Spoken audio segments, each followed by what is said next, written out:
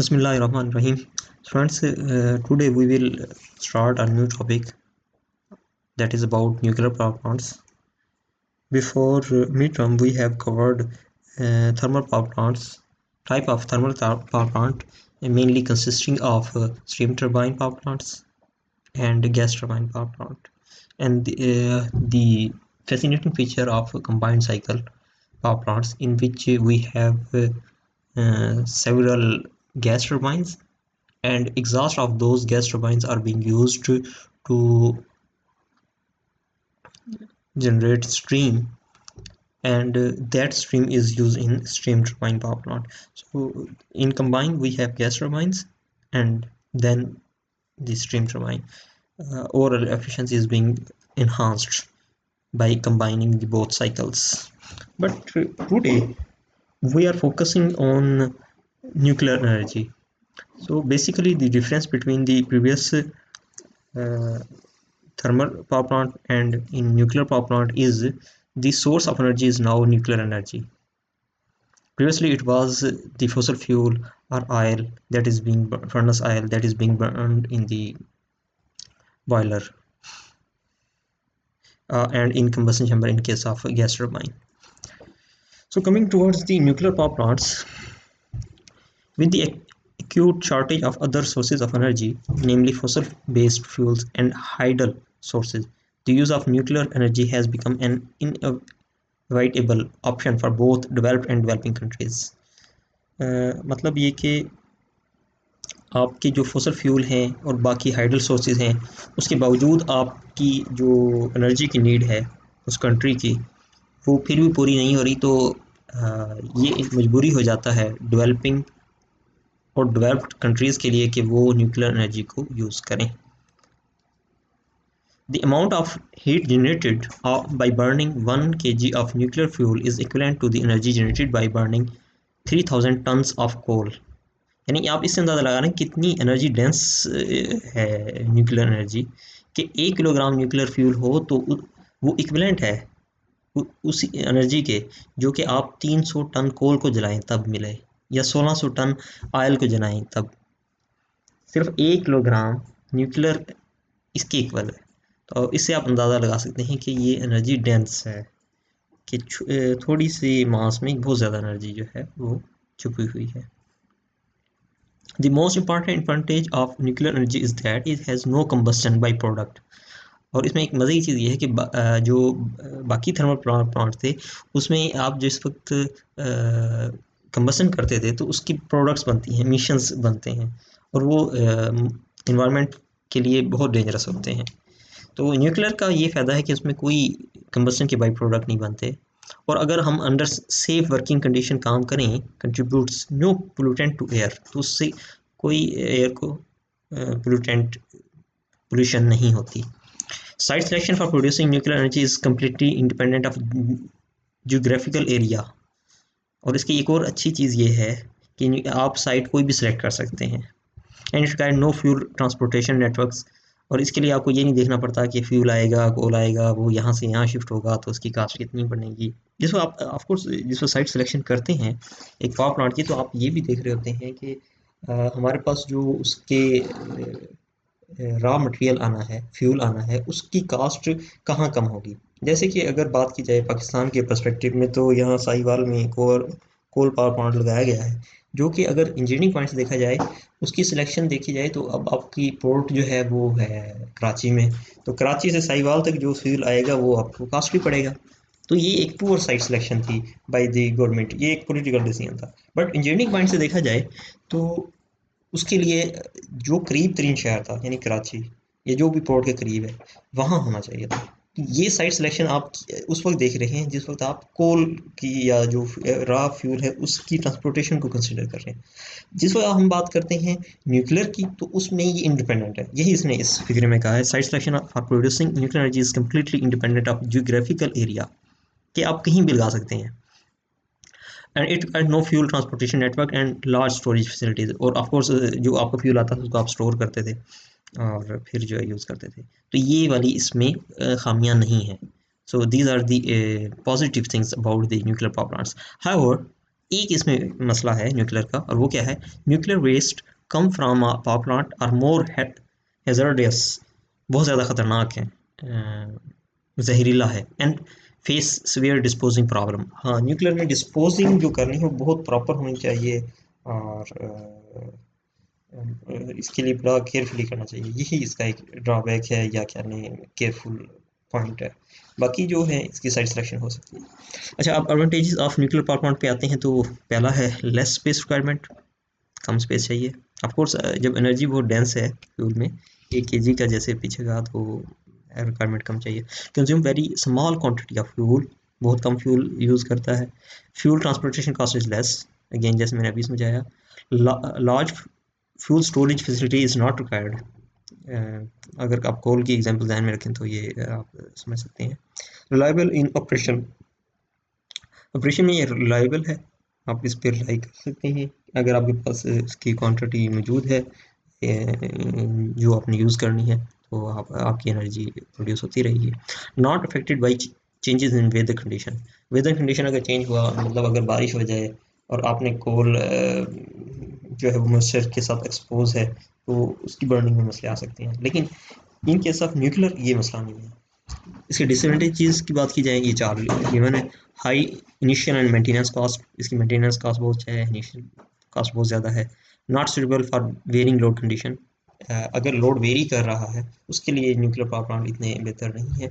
Radio active waste should be dispose of carefully, ये जैसे मैंने पहले बताया कि वेस्ट जो है वो केयरफुली डिस्पोज ऑफ करने हैं। रिक्वायर्स ट्रेंड ऑपरेटर, और इसमें एक और ये है कि न्यूक्लियर पावर प्लांट में आपको ऑपरेटर जो चाहिए वो ट्रेंड चाहिए। ये इसके डिसएडवांटेजेस हैं।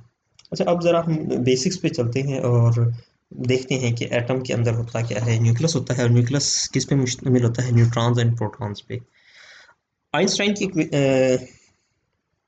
मैथ एनर्जी इक्वेशन के मुताबिक delta E is equal to delta M into C square, where c is the speed of light into 10⁸. if mass is in kg, then energy किसके इक्वल हो जाएगी, आप जस्ट कांस्टेंट की value put करें, इसका square करें, तो 9 into 10⁻16 into delta M, change in mass, in then this energy will be in joule. If mass in kg, then this energy will be in joule. If mass in AMU, ये एक और atomic mass unit होता है, उसमें अगर मास करें तो फिर आपकी एनर्जी जो आएगी वो मिलियन इलेक्ट्रॉन वोल्ट आएगी। तो डेल्टा इन जूल में आएगी 1.49 इंटू 10 इंटू डेल्टा, अगर AMU में है mass, और delta in million electron volt is 931 into delta M if mass is in AMU, where 1 AMU is 1.66 into 10⁻27 kg, and 1 electron volt is 1.6021 into 10⁻19 joule. ये भी आपने पढ़ा होगा ना, नंबर ऑफ प्रोटॉन न्यूक्लियस के अंदर जो मौजूद हों उसको एटॉमिक नंबर कहते हैं, और उसको जी से डिनोट करते हैं।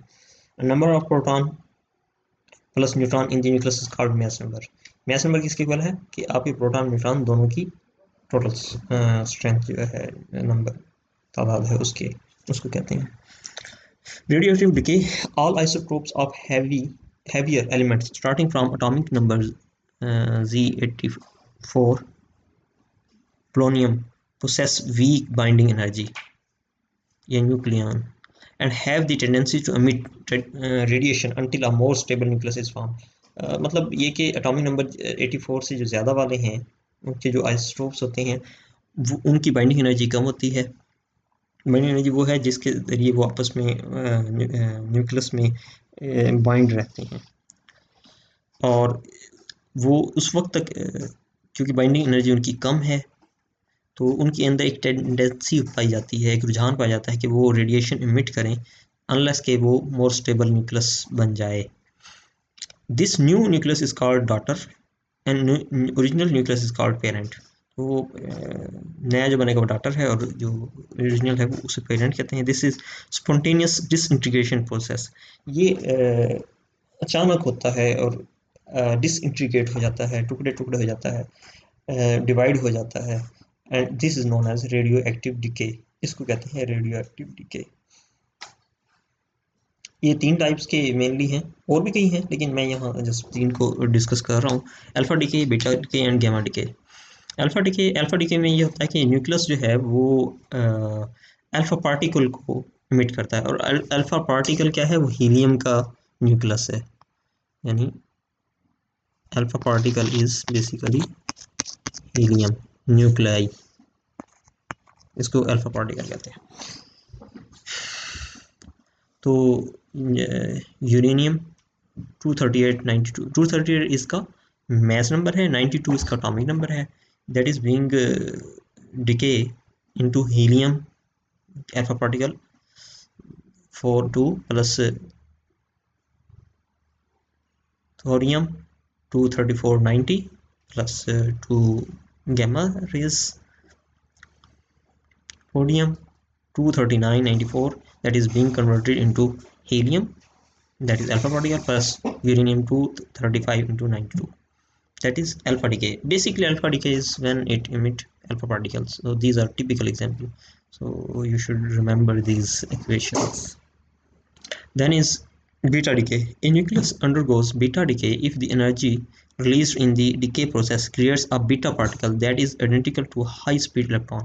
beta decay में क्या होगा कि आप एक इलेक्ट्रॉन इमिट कर रहे हैं हाई स्पीड का, thorium 23490, that is being radium 23492 plus high speed electron.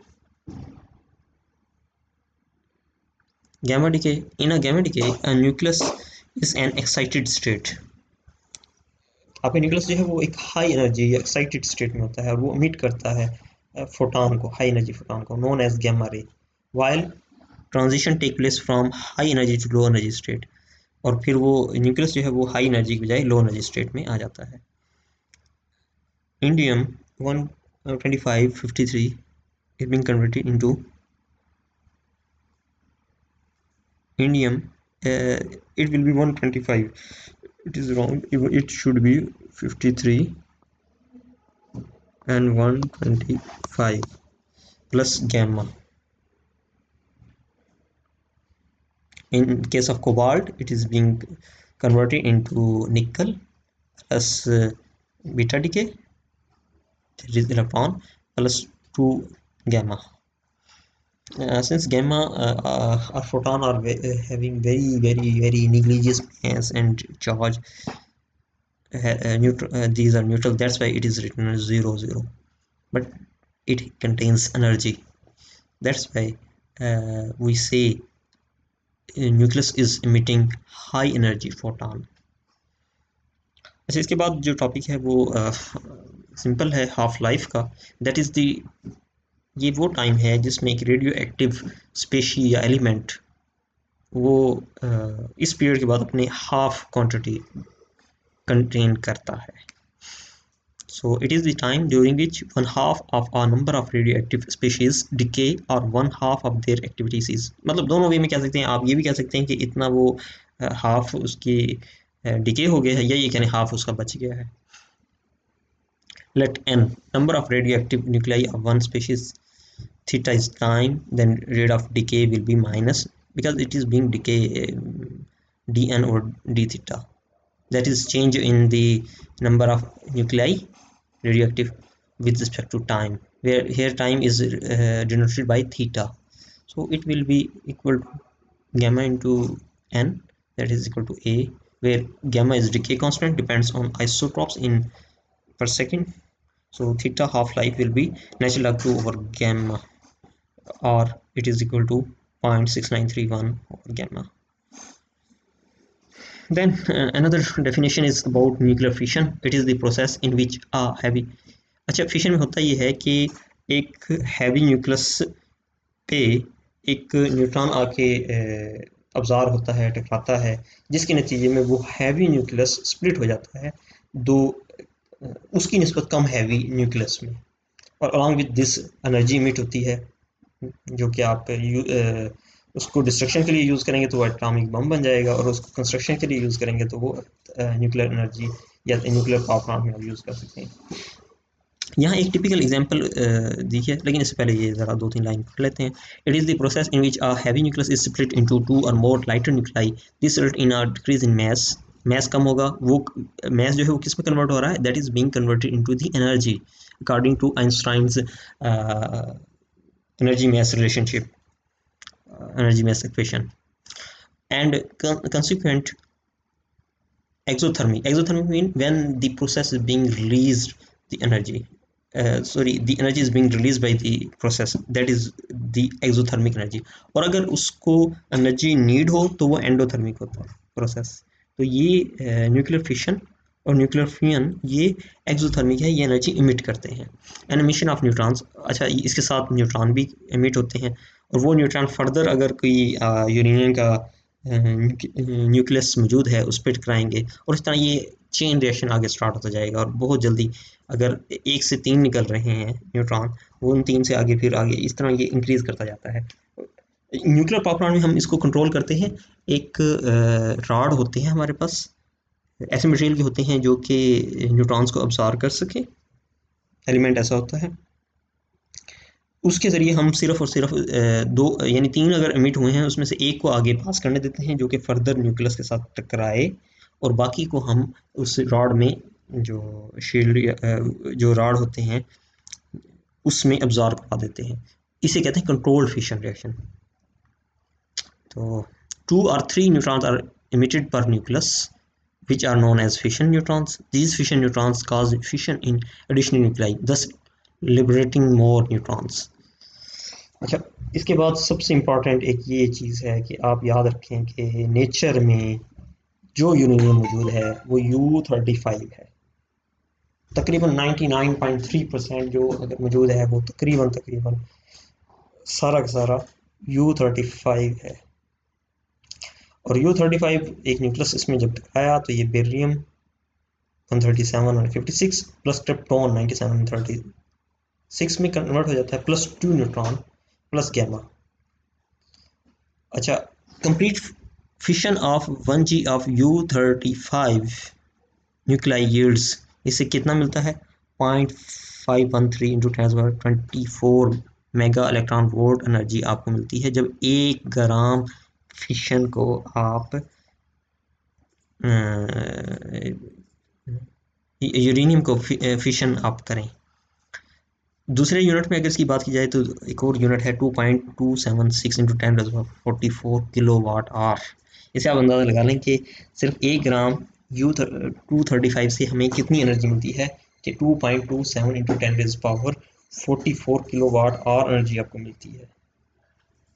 इससे आप अंदाज़ा लगा सकते हैं कितना ज़्यादा एनर्जी डेंस फ्यूल है ये, जहाँ 1 mega electron volt is equal to 4.45056 into 10⁻20 kilowatt hour, so is equal to 0.948 megawatt day, which is known as fuel burnup। तो ये उसी को हम डिफरेंट यूनिट में कन्वर्ट कर रहे हैं, और इस सारी का मफहूम वही है कि ये बड़ी बहुत ज़्यादा हाई एनर्जी फ्यूल है। अच्छा, दूसरा प्रोसेस होता है न्यूक्लियर फ्यूजन। इसमें क्या है कि आप 2 लाइटर न्यूक्लियाई को फ्यूज़ आपस में करते हैं, मिलाते हैं, और ऑब्वियसली आपको पता है न्यूक्लियस पे पॉजिटिव चार्ज होता है, उन दोनों को आपस में लाने के लिए हमें एनर्जी चाहिए। तो आप ये कह सकते हैं कि न्यूक्लियर फ्यूजन को इनिशिएट करने के लिए आपको पहले एनर्जी चाहिए, वो आप फिर नॉर्मली ऑब्टेन करते हैं फिशन से। फिशन से एनर्जी लेके आप 2 जो या मतलब 4 हाइड्रोजन के जो एटम्स हैं उनको आपस में फ्यूज़ करते हैं, जिसके नतीजे में एनर्जी इमिट होती है। प्रोड्यूस अ हैवी न्यूक्लियस, जब आप उनको करेंगे, resulting in decrease of mass and release of enormous amount of energy produced in the sun and star is by nuclear fusion। तो याद रखें कि जो स्टार और सन्स में रिएक्शन हो रहे हैं, हम तक सूरज की रोशनी पहुंच रही है, ये ड्यू टू फ्यूजन है, फिशन नहीं फ्यूजन है ये। mass decrease to about 0.0276 AMU releasing 25.7 mega electron volt, ये एनर्जी आपको मिलती है। अच्छा, इसके बाद हम ज़रा बात कर लेते हैं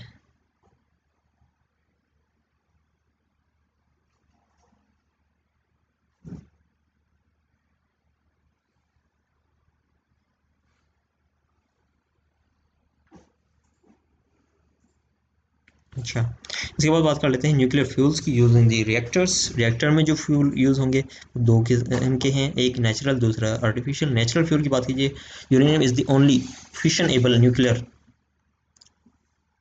fuel occurring in nature. Uranium जो है नेचुरली अवेलेबल है। It consist of 99.3% of uranium 23892। ये 23892 जो है ये आपका कंसिस्ट होता है, और 0.7% सिर्फ है U3592 and small traces of U3492। तो ये आइसोटोप्स में से 238 सबसे ज़्यादा अबंडेंट है और 235.7% है। Out of this isotopes only जो 35 है, U35 है, is use for fission reaction. तो इसकी अमाउंट ये ज़रा दोबारा देख लें शायद, कि 235 जो है ये 0.7% है, ये क्लियरली यहाँ लिखा हुआ है। Artificial fuels, plutonium Pu 23992, uranium 23892 are the fissionable material produced artificially from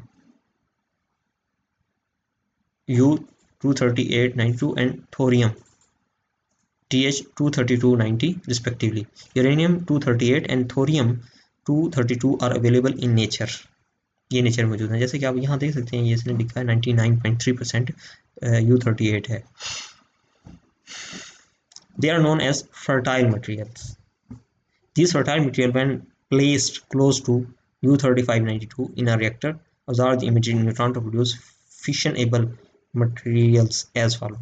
तो जिस वक्त 238 के साथ एक न्यूट्रॉन मिलेगा तो 239 प्लस गैमा रेडिएशन, और U39 जो है वो आगे फर्दर N नेपट्यूनियम में कन्वर्ट हो जाता है और एक इलेक्ट्रॉन एमिट करता है, तो ये 93 इसका अटॉमिक नंबर हो जाता है। अच्छा, ये 90, अगर आप इस इक्वेशन को देखें कि इसका अटॉमिक मैस नंबर जो है वो तो सेम है, लेकिन ये अटॉमिक नंबर जो है वो चेंज हो रहा है। अटॉमिक नंबर का मतलब होता है नंबर ऑफ प्रोटॉन, तो इसका मतलब सिंपल ये हुआ कि यहाँ एक न्यूट्रॉन जो था वो कन्वर्ट हो गया प्रोटॉन में, इसलिए ये 93 है।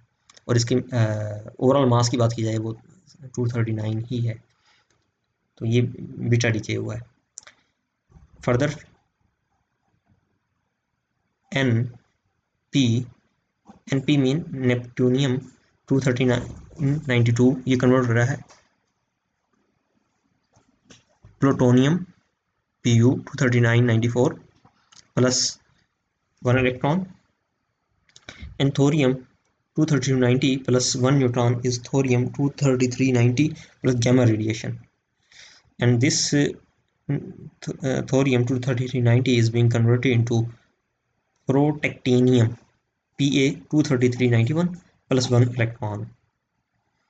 And this protactinium 23391 is being converted into U 233 into 92 plus 1 electron.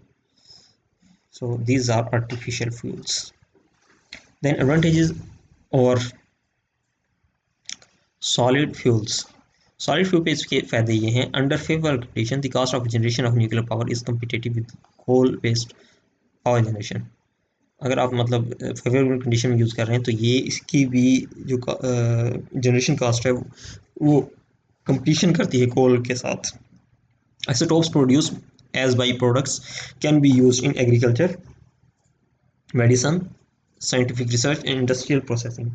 यानी आपने जहाँ जो आइसोटोप्स यूज़ किए हैं उनको फर्दर कहीं यूज़ कर लें, कोई भी साइंटिफिक, मेडिसन या एग्रीकल्चर में। Use in transportation system specially in nuclear powered submarine.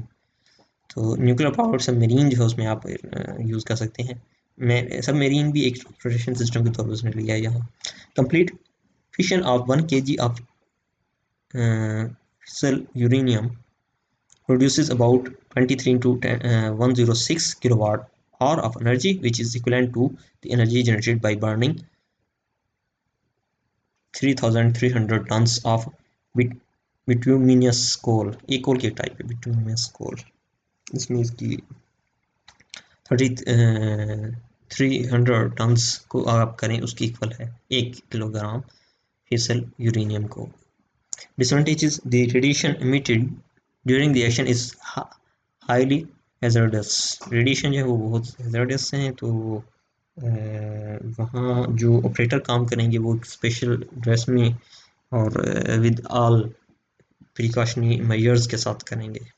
Nuclear waste disposal is major problem, if not dispose of properly it is dangerous to all living thing on the earth. और अगर इसको नहीं किया तो पूरी ज़मीन पे ही इसके नुकसान होते हैं। तो ये है हमारा आज का लेक्चर, इसको जस्ट बेसिक्स हैं, आप इसमें रिवाइज कर लें। और अगर कोई इंटरेक्टिव सेशन रखना है तो let me tell about that, we will arrange and we will discuss about that. Thank you class. Allah Hafiz.